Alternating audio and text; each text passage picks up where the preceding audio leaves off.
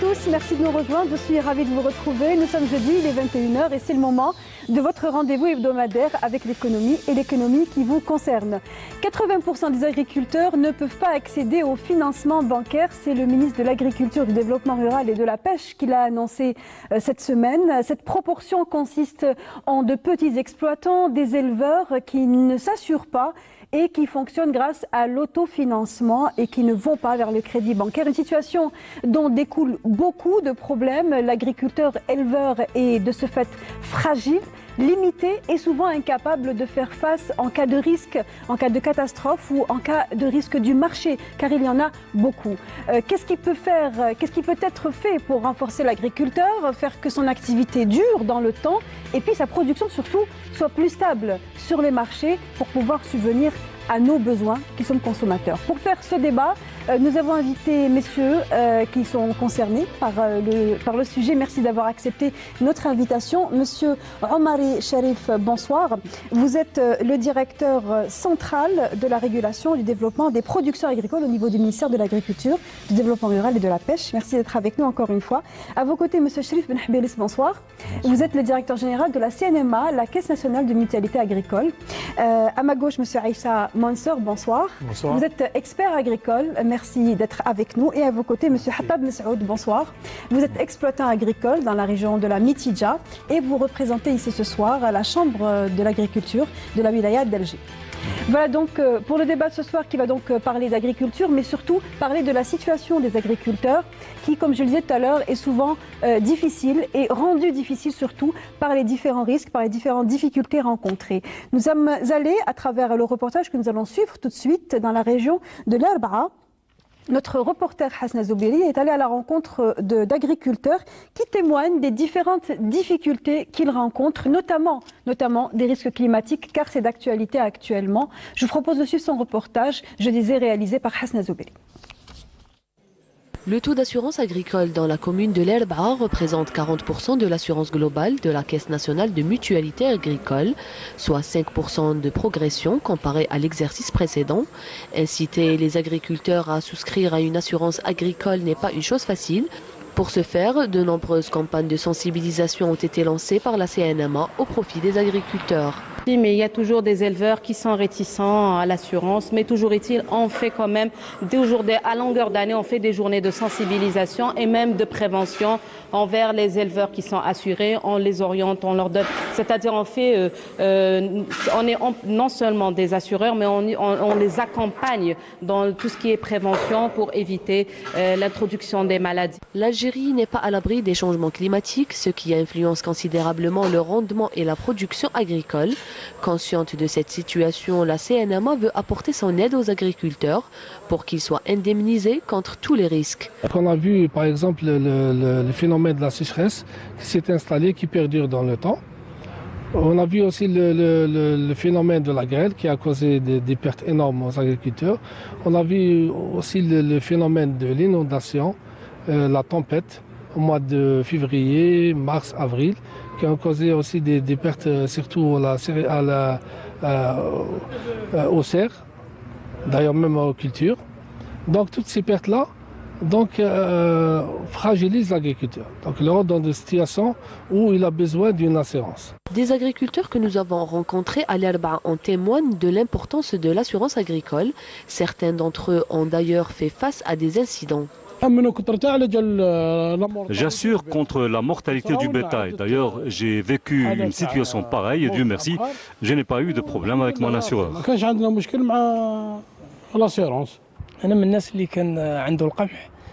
Je fais partie des agriculteurs qui ont été touchés par les incendies de juillet dernier. Alhamdoulilah, j'ai été indemnisé par la CNMA. Je conseille tous les agriculteurs à assurer leur culture. Normalement, les agriculteurs doivent acheter des parts en premier et s'assurer annuellement les bâtiments, le cheptel, les serres, les aléas climatiques, les incendies, parfois la sécheresse. Durant l'exercice 2016-2017, la CNMA a indemnisé plus de 42 milliards de centimes, dont 2 milliards de centimes seulement suite aux incendies qui ont ravagé des milliers d'hectares agricoles cet été. On commence donc le débat par justement la chute de Hasna Zoubiri qui parlait des feux qui ont ravagé des centaines d'hectares de différents types de plantations, notamment dans le nord du pays, pour ensuite aboutir peut-être à des solutions à travers ce débat. Donc pour déjà évaluer et estimer ou avoir une idée sur quelles sont les difficultés majeures rencontrées par les agriculteurs, les éleveurs, est-ce que le risque climatique, Omari Sherif, est précisément ce qui torture le plus ou ce qui rend la tâche plus difficile aux agriculteurs aujourd'hui? Merci madame, je voudrais vous remercier de votre invitation et du choix de la thématique. Aussi je salue nos chers téléspectateurs. Effectivement, le débat sur le secteur stratégique comme un secteur de l'agriculture, et notamment la question des risques et des aléas que rencontrent nos agriculteurs, c'est une question très déterminante dont on prend en considération aujourd'hui au niveau du secteur, notamment au niveau du ministère de l'Agriculture, du Développement rural et de la Pêche. Il faut dire que la production agricole, c'est une production naturellement ou biologiquement, elle est sujette à beaucoup de risques. Vous avez abordé les risques climatiques, on est à la merci d'une attaque, d'une maladie, d'une épizootie, ou bien on est en risque économique, risque sur les prix, l'effondrement des prix, la volatilité des prix. Donc il y a une panoplie de risques qu'on rencontre dans le secteur. C'est un peu caractéristique du secteur dans tous les pays du monde, c'est naturel. Et c'est pour cela, dans tous les pays du monde, et notamment Chine ou en Algérie, il y a pas mal de procédures, pas mal de mesures qui sont prises par les pouvoirs publics. Et aussi, il y a des pratiques et des comportements qui sont prises par nos agriculteurs. Il y a des comportements de diversification des cultures. Par exemple, pour se prémunir de chute d'un prix sur un produit, nos agriculteurs, ils adoptent des stratégies de réponse, des stratégies de comportement. Ils diversifient dans le cadre de la multi-activité. On a même des ménages agricoles qui ont même des membres du ménage qui travaillent dans d'autres secteurs pour être toujours une sécurité, on ne sait jamais, pour la crise. Et aussi, même au sein des systèmes de culture de production, on a généralement des agriculteurs qui associent l'élevage avec des productions de l'arboriculture. Ce sont des éléments qui fragilisent, vous voulez dire, l'activité? Ça, c'est des réactions de comportement des agriculteurs pour se prémunir des risques, notamment des risques économiques sur les marchés agricoles. Et puis, il y a les risques maintenant qui, selon le documentaire, il y a des risques qui commencent à s'installer, c'est connu par tout le monde, c'est les risques liés au changement climatique. Et en Algérie aussi, on fait partie du monde, on fait partie de ces changements, on subit ces changements. Il y a eu des évolutions. Et puis, il y a eu des réactions d'adaptation, des réactions de se prémunir au niveau public, au niveau du pouvoir public. Et puis, il y a des réactions au niveau individuel. Et puis, reste le niveau intermédiaire, c'est des réactions collectives.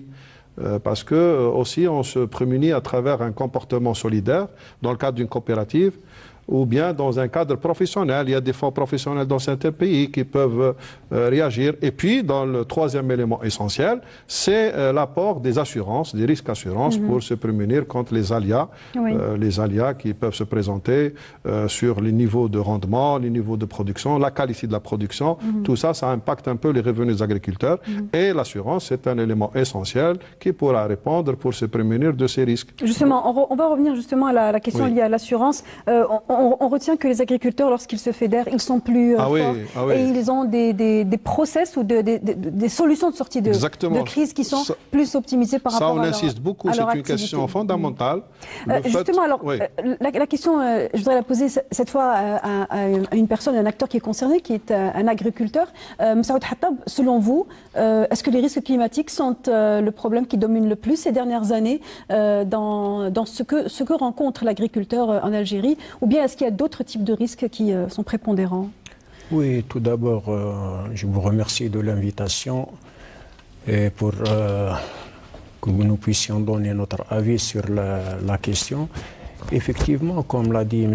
Omari, l'agriculture, par sa nature, elle est exposée à tous les aléas, soit climatiques, soit économiques, soit phytosanitaires, etc., y compris les catastrophes naturelles telles que la grêle, telles que le sirocco, etc., et aussi certaines maladies que l'on ne peut pas dominer ou maîtriser.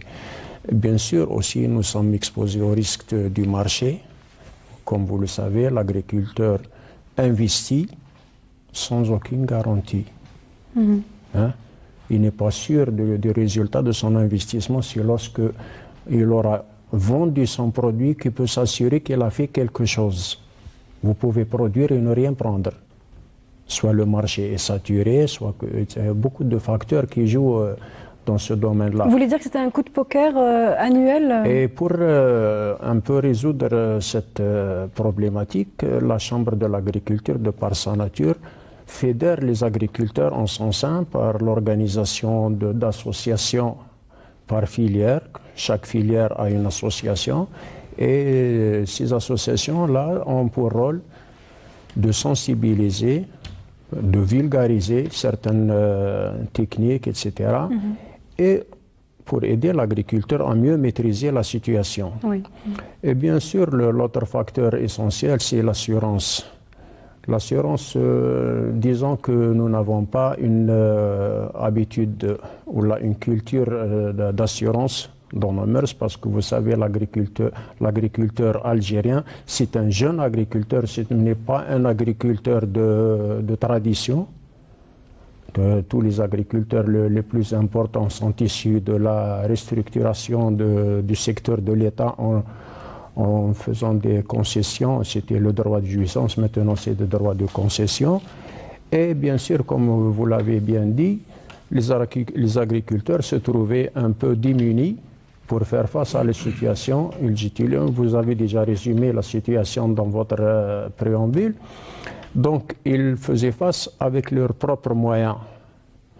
Et ceci, pourquoi? Parce qu'il y a certains retards dans l'élaboration des documents, disons les arrêtés, disons les circulaires d'application pour certaines mesures qui puissent aider l'agriculteur à effectuer un partenariat pour mieux gérer l'accord, pour mieux financer, pour mieux se développer. Tout cela fait que l'agriculteur est un peu, disons... A tendance à travailler seul, a tendance à travailler seul et s'isole un peu. Nous aurions souhaité, par la même occasion, puisque vous m'en donnez l'occasion de le dire, nous aurions souhaité que certaines mesures d'application soient promulguées pour que l'agriculteur puisse aller de l'avant.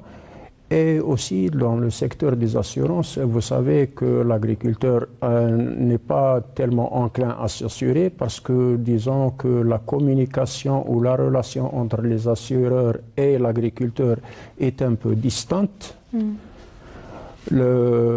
Ces dernières années, la CNAMA a commencé à faire certains efforts pour se rapprocher mieux des agriculteurs. Certains agriculteurs ont accédé à l'assurance. Mais ce qui rebute un peu les agriculteurs à s'assurer, c'est un peu la diversité des produits. Des produits que propose la CNAMA. Que propose D'ailleurs, j'en ai discuté à un certain moment avec M. Benahbil sur le sujet. L'agriculteur aurait souhaité avoir une seule assurance qui couvre tous les risques. Et on va tout de suite lui donner la parole. Justement, à ce sujet-là, la CNMA, pas suffisamment diversifiée? Merci. Et au nom de la mutualité, je souhaite, je dirais, un grand bonjour à tous nos téléspectateurs. Vous savez, je vais essayer un peu de rebondir sur le thème qui est quand même un thème très important, où la CNAMA accorde toute son importance. Comment essayer de vulgariser l'assurance agricole de manière à toucher un maximum d'agriculteurs. Je crois que maintenant, on ne peut plus se contenter d'avoir un agriculteur technicien, mais un agriculteur manager et gestionnaire, où il doit intégrer la notion de la gestion des risques. C'est important. Avant de parler de l'assurance, je crois qu'on doit d'abord, je dirais, impliquer la notion de gestion des risques climatiques dans nos plans ou dans nos programmes. Ça, c'est très important. Ça permet au moins de diminuer et de prendre conscience un peu, je dirais, de la problématique des risques qui, je dirais, peuvent demain ruiner des agriculteurs. Ça, c'est très important. La CNAMA s'est engagée depuis maintenant 3 ans dans un programme de modernisation des assurances agricoles. Il n'existe pas une seule filière qui n'a pas un contrat d'assurance, notamment qui les couvre contre les risques climatiques, des multipérils. Pour répondre un peu à notre ami, M. Hattab, c'est vrai qu'on a eu beaucoup de discussions avec lui et avec l'ensemble de la corporation, parce qu'on ne peut pas, nous, à partir de nos bureaux, préparer des produits sans avoir à les tester, à les valider et en discuter avec la corporation, que ce soit avec les agriculteurs, que ce soit avec les instituts techniques et même avec les corporations. C'est tellement important. On est dans une espèce de logique de modernité et, je dirais, d'ouverture. Ça, c'est très important. La SENAMA a quand même, jusqu'à présent, c'est vrai qu'elle est leader dans les assurances agricoles, malheureusement, le taux ne dépasse pas les 16%. Nous sommes très loin un peu par rapport aux potentialités, mais il y a un effort. Mais ça, je pense qu'on peut un peu sortir un certain nombre, je dirais, de causes qui malheureusement freinent le développement de l'assurance. C'est vrai que les produits ne répondent pas, jusqu'à présent, ne répondaient pas comme il se doit à la aux besoins des agriculteurs. Le deuxième point, vous savez très bien que l'assurance agricole n'est pas chose aisée. Parce que nous voulons faire de l'assurance agricole un acte économique et non pas un acte administratif. Ça veut dire que l'assurance agricole n'est pas perçue comme un acte administratif. Ce n'est pas juste un contrat avec un document qu'on doit avoir sur soi. Il a des répercussions. Un peu comme pour le véhicule. Voilà. Il faudra aussi revenir un peu à la problématique. Il faudra que l'assurance soit non pas marginalisée dans ce débat économique et social, il faut qu'elle soit, je dirais, un levier de développement dans la politique agricole. Et l'assurance agricole doit être un levier de développement dans la politique agricole. C'est un instrument indispensable dans la promotion et le développement et la modernité du secteur agricole. Alors justement, on va revenir dans le détail sur justement en quoi l'assurance peut impacter positivement en amont l'activité agricole. On va y revenir, mais juste pour répondre, l'assurance multirisque existe aujourd'hui? Bien sûr, nous avons ce qu'on appelle des multirisques et des multipérils. Et nous avons même des assurances de perte de rendement. Nous étions le seul ici, et même dans le continent africain, à développer, on appelle une perte de rendement en céréales irriguées. Vous savez très bien que le ministère de l'Agriculture, dans sa politique, c'est un peu l'extension des surfaces irriguées. C'est un investissement très lourd, avec un rendement quand même très important. Il fallait sécuriser. Et un soutien très important à la céréaliculture en particulier. Et en particulier. Alors il fallait quand même développer des outils. Vous savez, une politique ne peut jamais réussir si elle n'est pas accompagnée par des outils financiers pérennes. C'est ce que nous voulons faire de l'assurance. Nous donnons une autre conception. La CNMA est en train de donner une autre conception de l'assurance agricole comme un outil de développement et non pas comme juste une assurance classique comme elle est pratiquée sur le marché.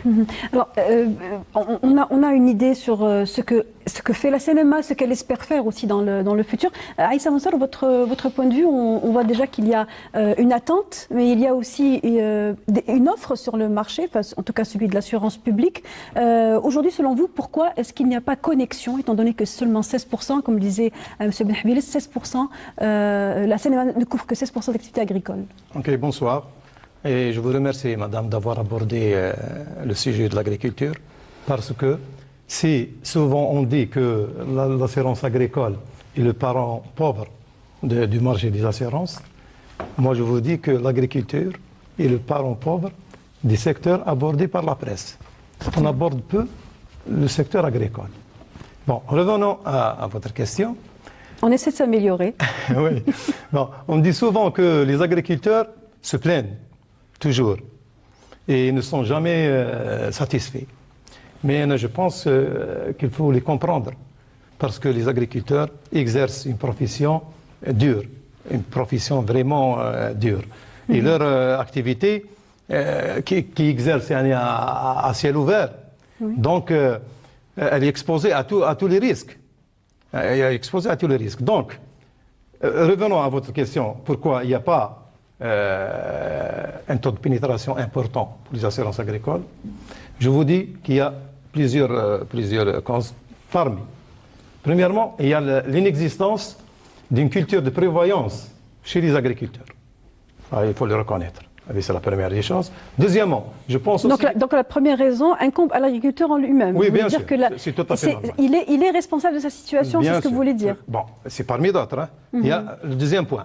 Le manque de sensibilisation. Il faut avouer qu'il y a un manque de sensibilisation de la part des compagnies d'assurance. Il n'y a pas des campagnes de sensibilisation envers les agriculteurs.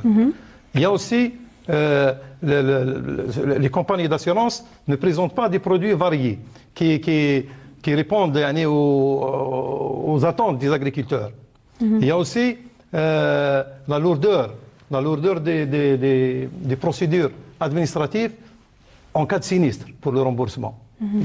C'est un parcours de combattant. C'est un parcours de combattant. Bon, pour se faire indemniser, vous voulez dire Pour se faire indemniser. Oui, pour se faire indemniser, bien sûr. Il y a aussi le faible taux de remboursement. Et ça aussi, c'est une question qui est soulevée par plusieurs agriculteurs. Donc, oui. Est-ce que vous êtes d'accord avec ces points-là, M. Saoud Hatab? Oui, dans la majeure partie, oui, mais... Lenteur, faible niveau d'indemnisation aussi? Heureusement, je suis assuré moi-même. J'assure mon verger et mes bâtiments d'exploitation et même mon domicile dans la CNMA. Heureusement, je n'ai pas eu de sinistre. Donc, je ne peux pas dire. Et je ne souhaite à aucun d'avoir un sinistre parce que le sinistre, c'est le dernier recours. Mais par contre... Mais vous êtes membre de la Chambre des agriculteurs, j'imagine que vous avez un écho des agriculteurs. Pour ne pas contredire mon voisin, je ne suis pas tellement d'accord. Peut-être à l'époque, oui.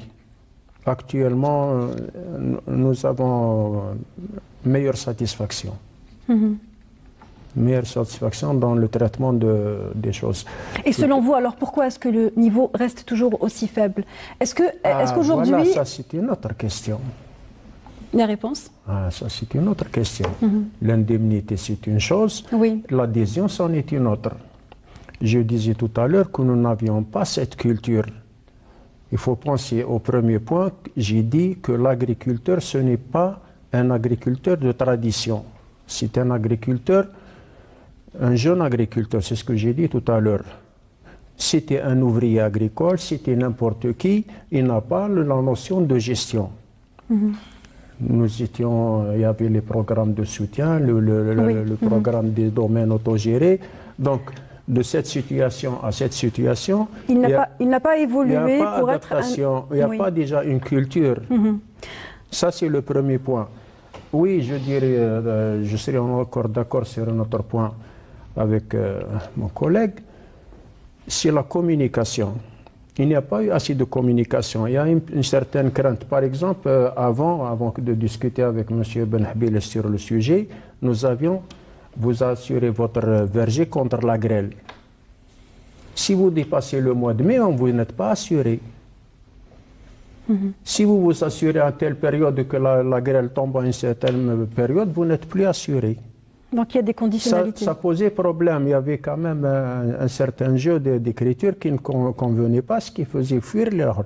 Maintenant, non, nous voulions que l'assurance couvre tous les risques. Vous avez une grêle, vous avez une maladie, vous avez n'importe quoi, vous ne serez remboursé qu'une seule fois sur votre produit. Donc, les autres risques, vous les avez en bénéfice parce que vous allez inclure dans votre tarif d'assurance tous les risques là. Vous n'allez rembourser qu'un seul risque.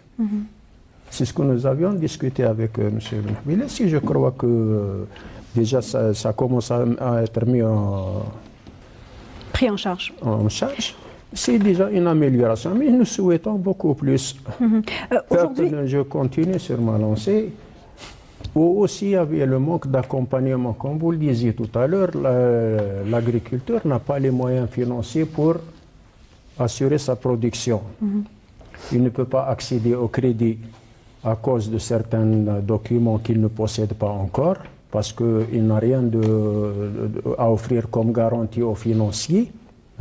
L'acte de concession n'est pas viable et ça pose un autre problème. Si vous me posiez la question, je répondrai à ce sujet.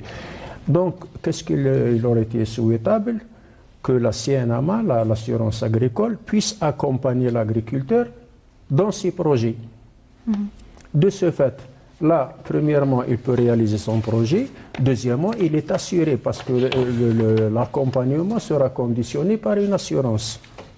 Ça fera déjà un nouveau pas et peut-être que ce sera un pas stimulateur pour que les agriculteurs puissent se rapprocher beaucoup plus de l'assurance. Cherif Benhabil. Je me réjouis quand on essaye un peu d'impliquer l'assurance un peu dans tout ce programme, et d'ailleurs c'est ce que nous essayons de faire. La CNMA essaye un peu de jouer son rôle. comme un instrument indispensable dans la promotion et le développement d'une politique agricole. Je pense que l'assurance ne peut plus être perçue comme un acte administratif, comme je l'avais dit avant, mais comme un outil d'accompagnement. Il faut qu'on arrive à faire la promotion de cette assurance. L'assurance agricole ne peut pas concerner que la CNMA. Il faut que l'ensemble des acteurs qui gravitent dans ce secteur puissent participer.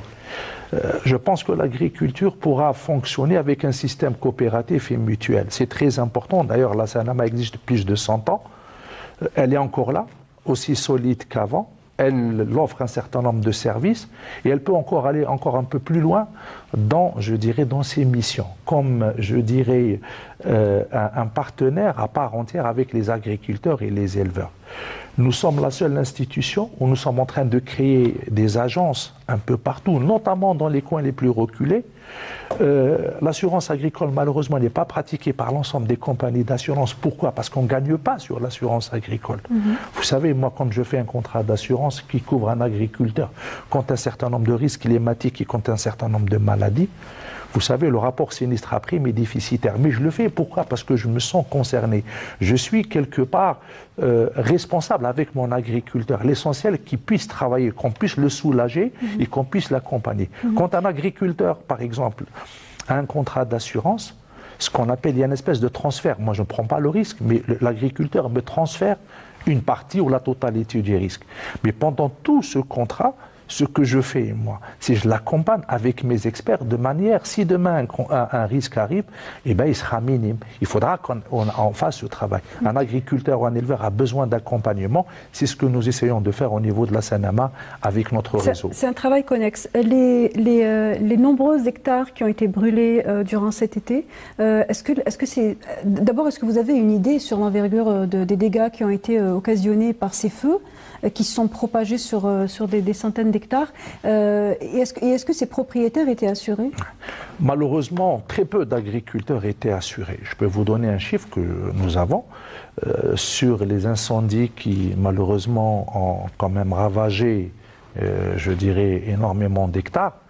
Seuls 100 agriculteurs étaient assurés. Nous avons indemnisé ces agriculteurs pour un montant. Je pense que M. Omari va vous donner un peu les chiffres exacts parce que le ministère suit de manière, je dirais, très régulière. Mais au niveau de la CNMA, sur les 14 wilayas, je crois, touchés, ou 16 wilayas touchés par les feux de forêt, malheureusement, une centaine étaient assurés. Et en l'espace, je dirais, d'une semaine, ces agriculteurs ont touché leur indemnité. Je dirais, mais nous, c'est pas le fait d'indemniser, parce que quelqu'un qui vient s'assurer, je pense qu'il faut qu'il se couvre. On aurait souhaité que l'ensemble de ces agriculteurs, on aurait soulagé un peu, je dirais, l'État, parce qu'on veut aller vers un système. Justement, alors en parlant de soulager l'État, l'État se sent évidemment concerné, puisque l'État souvent, il faut le reconnaître, vient au secours des agriculteurs dans des situations difficiles, dans des... L'histoire l'a prouvé, des crédits non payés et donc effacés, mais aussi des situations de risque ou d'accident, comme ça s'est passé cet été. L'État est là pour venir à la rescousse. Non, il faut dire, pour les risques et les incendies qu'on a vécus au cours de l'été passé, c'était concentré beaucoup plus dans les zones de montagne et ça a touché beaucoup plus les ménages ruraux, ça a touché beaucoup plus les maquis, un peu de forêt. Et, beaucoup d'arbres aussi. Hein. Oui, c'est des arbres, c'est des populations, c'est de l'olivier, un peu d'arbres qui ont été visités par les membres du gouvernement et des mesures ont été prises d'urgence pour essayer de rétablir la situation et notamment réconforter la population sur place, et des réactions d'ordre de collectivités locales, du secteur de l'agriculture, des forêts. Donc il y a eu des mécanismes de réponse et il y a eu des prises en charge rapides avec les instructions fermes de Son Excellence, Monsieur le Président de la République. Donc ça, c'était un épisode un peu conjoncturel qui est passé et c'était limité, circonscrit dans certaines zones du nord du pays, autour d'une 16 wilayas, quelque chose comme ça. Mais là où vous parlez des risques sur la céréaliculture, on a à peu près quelque chose comme 600 000 céréaliculteurs. Donc c'est important la céréaliculture en Algérie, de par la place qu'elle occupe dans la SAU. C'est presque 6 millions d'hectares. Et puis, dans la place de la production stratégique des céréales, dans le système dans le modèle de consommation. Donc, c'est quelque chose de stratégique. Et à cet effet, le ministère de l'Agriculture, chaque année, met en place un dispositif, ce qu'on appelle le guichet unique. Et là où tous les instruments d'approvisionnement de nos agriculteurs en termes de facteurs de production, en termes d'assurance, en termes de crédit RFI, crédit de campagne, crédit fournisseur, sous l'égide de l'OAIC et de l'Office. Donc les pouvoirs publics émettent toutes les garanties pour permettre le lancement des campagnes. Cela dit, il y a des calamités d'incendie, ça a été rappelé tout à l'heure par M. Benhabiles, pour accompagner un peu, surtout des périodes de moisson, pour bien équiper et prendre les bonnes mesures, les bonnes pratiques pour éviter ces risques qui sont liés à des incendies qui peuvent se déclarer un peu partout, surtout dans des périodes de forte chaleur. Donc le risque feu est en train de revenir et de manière plus prépondérante chaque été. Oui. C'est un phénomène qui est en train de s'installer en Algérie, est-ce qu'on peut le dire ? Oui, c'est un phénomène récurrent parce que c'est un phénomène qui est lié aussi au changement climatique. Il y a une augmentation de la chaleur, il y a un effet de serre. On compte à peu près, sur quelques années, on a plus de 2 degrés de Celsius en Algérie qui augmente, ça fait les 20 dernières années. Et donc, c'est quelque chose qui s'installe. Et c'est pour cela qu'on doit prendre les mesures appropriées des comportements de nos agriculteurs. Notre ami l'a parlé de déficit en termes de communication, de vulgarisation. Et c'est ça qu'on est en train de rétablir, nous, au niveau du ministère de l'Agriculture, avec l'ensemble des instituts concernés, et notamment avec la profession, avec la Chambre d'agriculture, avec l'Union des paysans. Donc, tous ces organisations, ils sont mobilisés pour essayer d'être dans l'anticipation et dans la prévoyance.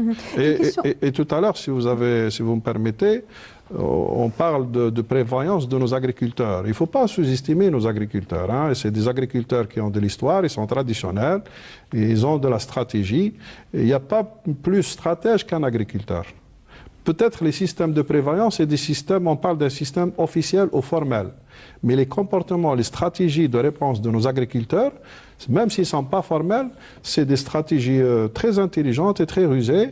Et ils prennent leur prévoyance en diversifiant notre ami l'agriculteur, bien parler de l'arboriculture, d'un verger, de l'étable, et parce qu'il a compris... Mais pas d'assurance, pas de crédit. Oui, l'assurance, justement, c'est une dynamique qui vient de se développer. Ça fait partie de la mentalité. M. Benhabiles, il a bien dit, ça fait 3 ans que la dynamique, elle s'installe. Il y a eu vraiment un focus sur ça. Et je pense que les premiers résultats, ils sont là. Et ils sont en train de s'adapter par rapport aux besoins des risques adaptés et des comportements pour bien avoir un taux de pénétration très élevé.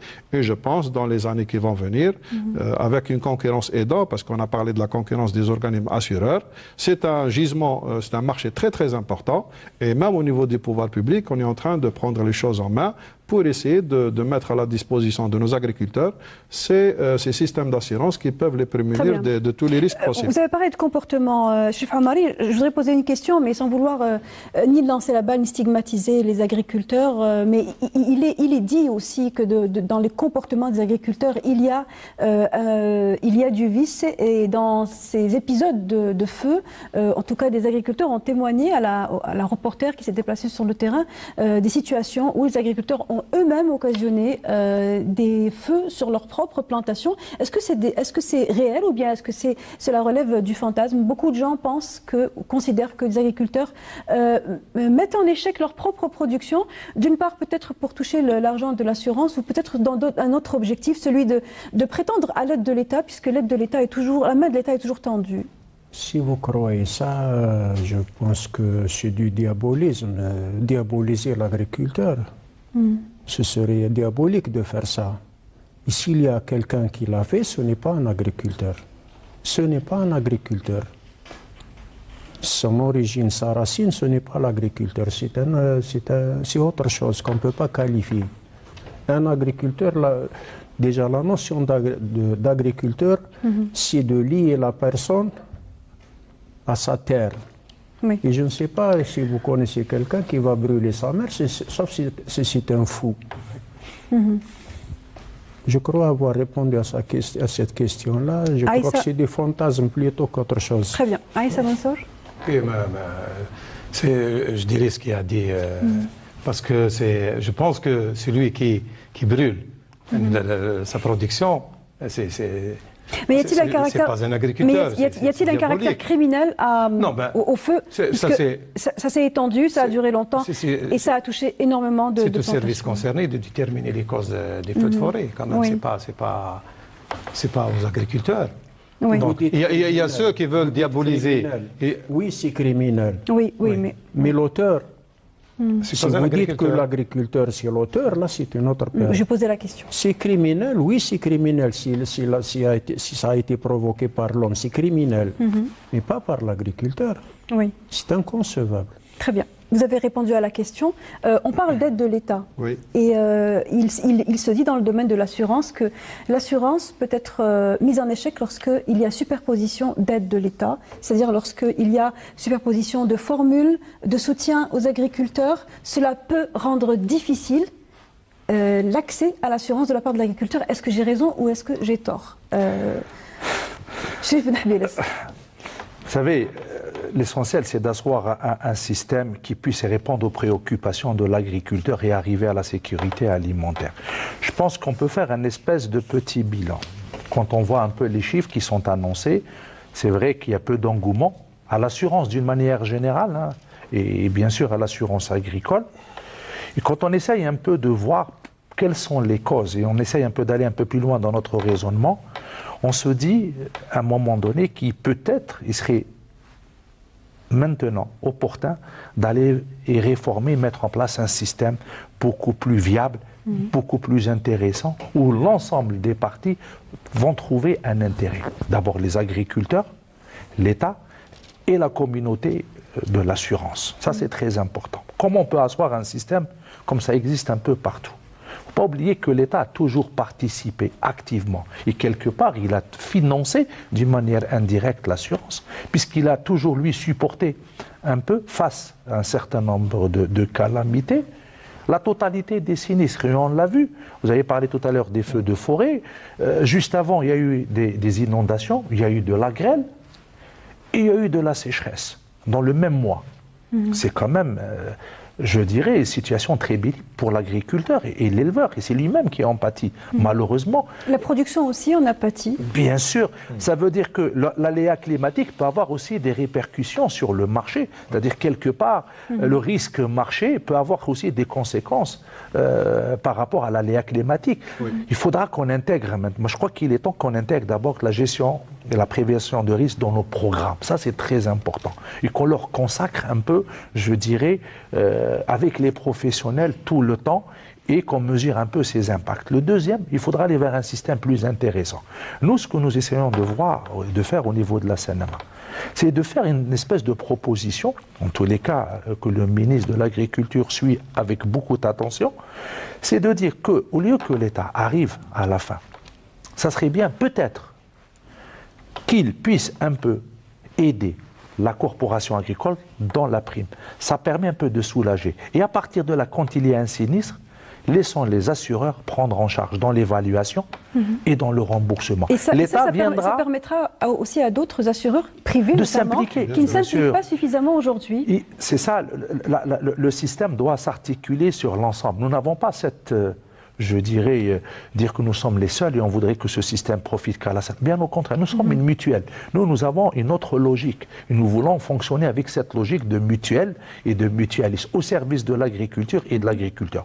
Mais on peut fédérer, on peut faciliter la venue de ces compagnies d'assurance vers ce risque en leur donnant un maximum de garanties. Vous savez, je l'ai dit tout à l'heure, le risque, la prise en charge d'un risque climatique n'est pas quelque chose d'aisé.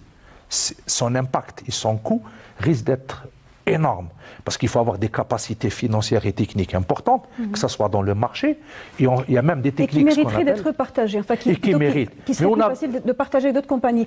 Vous savez, pardon... je voudrais poser la question justement par rapport à la subvention à la prime. Aujourd'hui, qu'est-ce qui fait que l'État ne procède pas à la subvention à la prime, mais qu'en parallèle, comme je disais, il aide en amont à différentes étapes de circuit de production ou de production de l'agriculteur?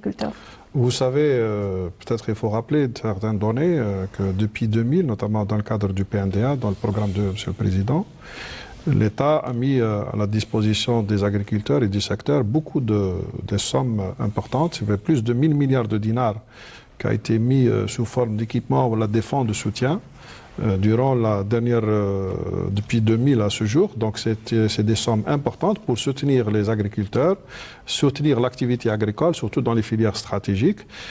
Donc il y a eu beaucoup de soutien qui a été mis à la disposition, ce qui a permis et a impacté positivement la production agricole. Le taux de croissance il est très important dans certaines filières. C'est un taux qui part de 300 à 1000%.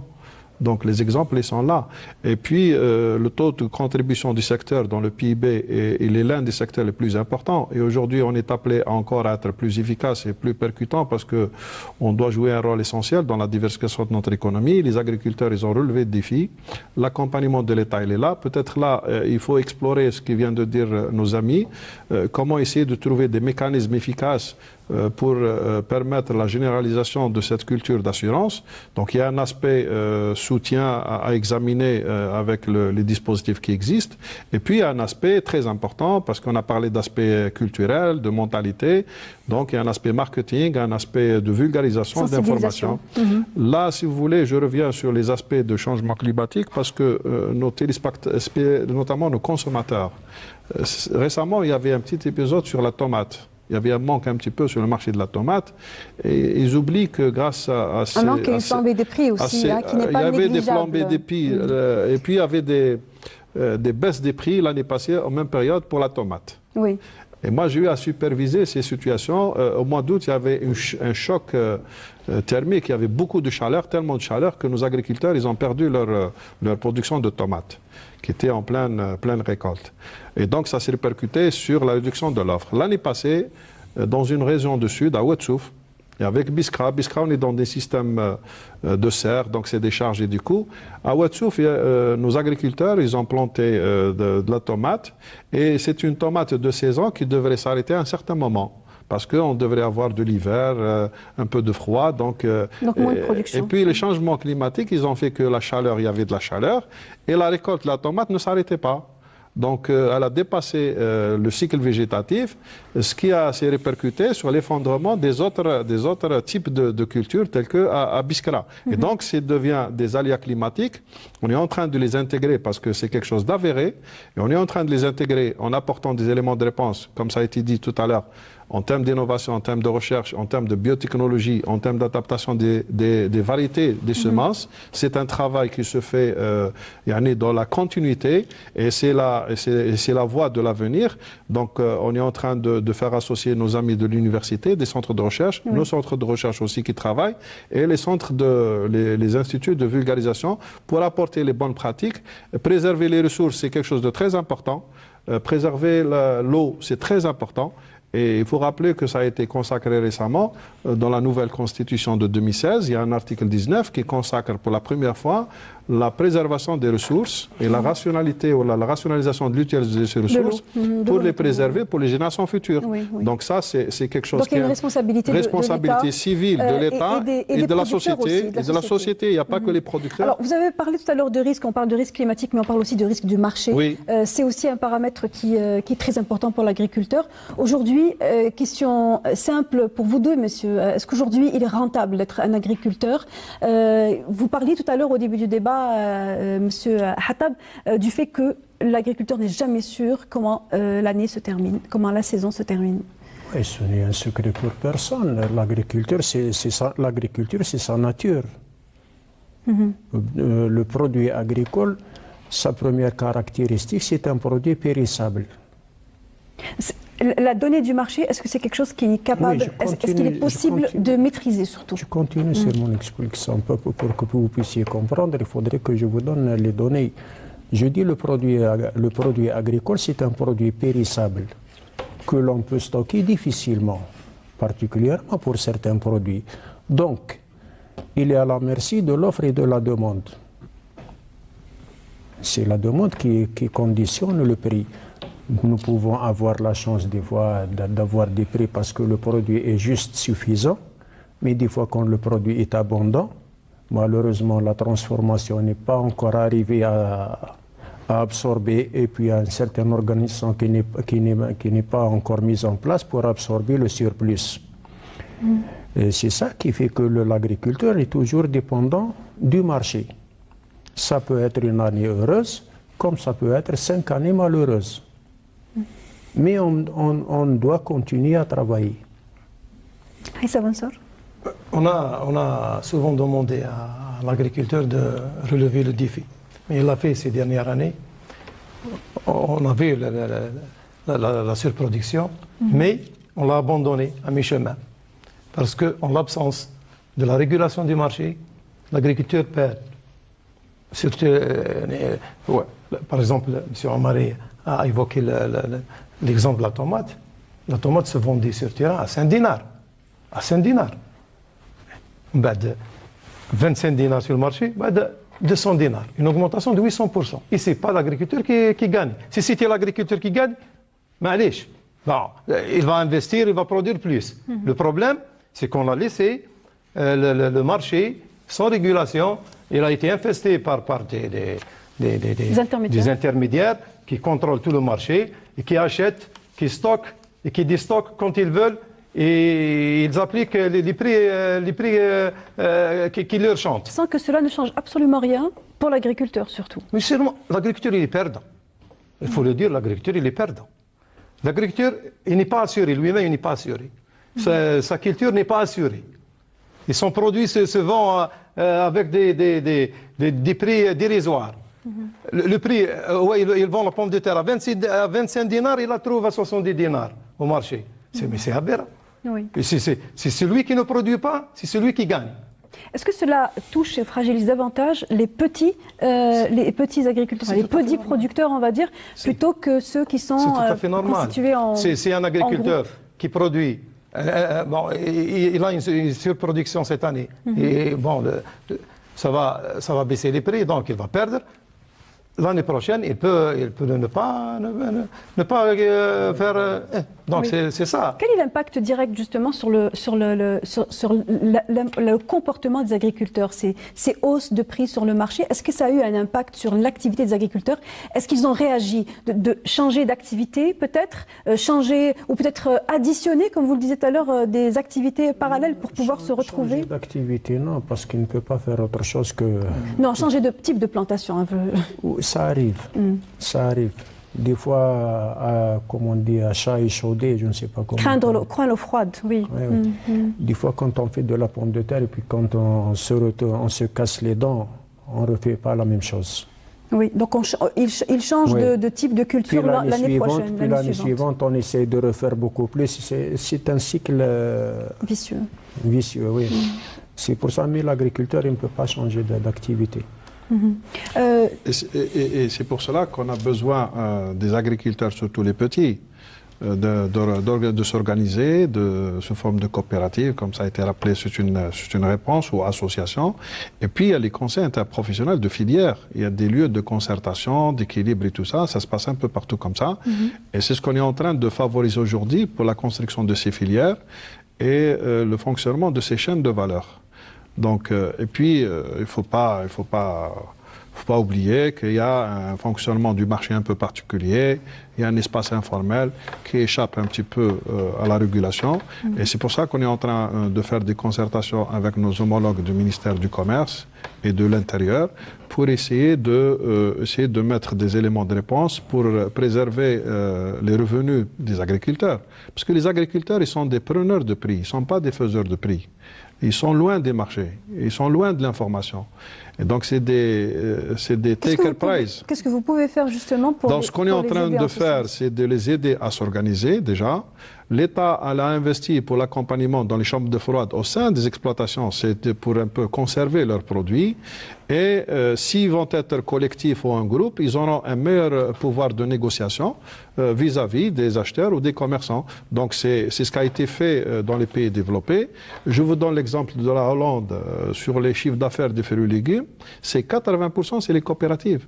Et ensuite, il y a les fédérations des coopératives, et ainsi de suite. Là où on est en train de s'approvisionner de la poudre de lait, C'est la plus grande coopérative, c'est une coopérative néo-zélandaise qui nous approvisionne. C'est une association de producteurs. Et donc, quand on est atomisé dans la nature, nous, on est en train de développer ce discours et ce travail de vulgarisation. Et ça commence à tenir dans la collecte du lait, dans la production de la pomme de terre, dans les négociations dans certaines régions. Parce que les agriculteurs, ils créent la valeur. Mais le fait de fonctionnement de ce système de distribution, ça leur échappe beaucoup de choses, beaucoup de valeurs. Et donc ça impacte les revenus. Et c'est pour cela qu'ils ont recours à d'autres types d'interventions, de diversification de leur culture, des comportements stratégiques pour trouver des adaptations par rapport à ces fonctionnements et des aléas du marché. En tous les cas, les aléas de marché, ça existe un peu partout. Mais c'est les réponses qui diffèrent.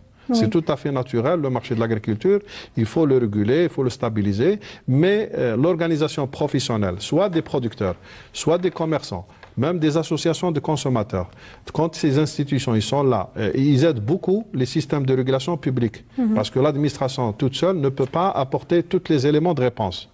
Donc voilà. Oui, la question, la prochaine est pour vous, Aïssa Mansour. Est-ce qu'aujourd'hui on peut considérer que les agriculteurs sont réticents à aller vers le système de coopérative, ou bien c'est simplement, encore une fois, par manque d'information ou peut-être de courage d'aller se fédérer dans une coopérative? Avant de vous répondre, je veux bien ajouter quelque chose sur ce qui se passe dans les marchés. Au marché actuellement, je pense que les économistes les plus avertis ne peuvent pas expliquer ce qui se passe vraiment. Des augmentations de 800% en l'espace de 10-15 jours. C'est incroyable ce qui se passe. Comment on parle de l'autosuffisance? C'est vrai que ces petits agriculteurs ont assuré une certaine autosuffisance alimentaire en culture maraîchère. Mais quel est l'intérêt de cette autosuffisance si les produits sont inaccessibles pour une grande frange des consommateurs? C'est là le problème. C'est là le problème. De dire à l'agriculteur de s'organiser, oui, c'est bien, c'est vrai. Mais il faut le protéger. Il faut l'accompagner. Il ne faut pas le laisser à mi-chemin. On lui demande de relever le défi, il le fait. Et finalement, on se retire. Vous considérez que ce sont les autorités, c'est les responsables du commerce en gros, c'est ça, peut-être aussi de l'agriculteur qui en fait se retire, vous voulez dire qu'ils ne font pas leur rôle? Madame, il faut réguler le marché. L'agriculteur, il produit. Mais il faut réguler le marché afin qu'il ne perde pas. Pour protéger le revenu de l'agriculteur et protéger le pouvoir d'achat des consommateurs. C'est le problème qui se pose. C'est ce qui se passe, c'est quelque chose d'inédit. Ce qui se passe actuellement dans le marché, c'est quelque chose d'inédit. Et qui est nuisible surtout pour les agriculteurs. Bien sûr, c'est nuisible. Et ça altère même la sécurité alimentaire. Si on ne peut pas accéder à des produits alimentaires de première nécessité, on ne peut pas parler de sécurité alimentaire. Oui. Aujourd'hui, est-ce qu'on peut dire qu'on est, juste pour réagir par rapport à ce que vient de dire Aïssa Mansour, on est dans un épisode haussière ou bien est-ce que c'est quelque chose qui est prêt à s'installer dans le temps? Depuis les dernières années, comme ça a été dit, il y a une croissance qui est là, qui est soutenue de production. Il y a une amélioration dans les offres des différentes filières, différentes productions, notamment dans le maraîchage. On le voit sur la pomme de terre, sur pas mal de produits. Mais actuellement, les prix ne traduisent pas cet effort. Actuellement, c'est une conjoncture. C'est tout à fait normal. On est en sortie de saison, on est en transition de saison. L'arrière-saison va rentrer début novembre. On aura beaucoup de récoltes qui vont arriver parce que nos agriculteurs, ils ont planté suffisamment, soit de pommes de terre, soit de tomates, soit d'autres produits du maraîchage. Et puis on a des régions du sud, heureusement qu'on a du sud qui vient en contre-saison, à Biskra ou la Ouetsouf ou la Adrar. Donc il y a beaucoup d'offres qui vont arriver. Inch'Allah, ça va encore améliorer la stabilité. Et c'est vrai ce qu'il vient de dire notre ami. Moi, je dirais par rapport à l'agriculteur, c'est l'effet inverse quand il y a effondrement du marché, quand il y a une surproduction. Et c'est pour ça qu'on est en train de travailler. Et la dernière fois, à l'occasion, dans le forum du FCE, le ministre il a rappelé le besoin d'accompagner cette dynamique de production avec une dynamique d'investissement dans les créneaux porteurs. Il faut accompagner cet effort qui a été fait par nos agriculteurs et accompagné, soutenu par l'État.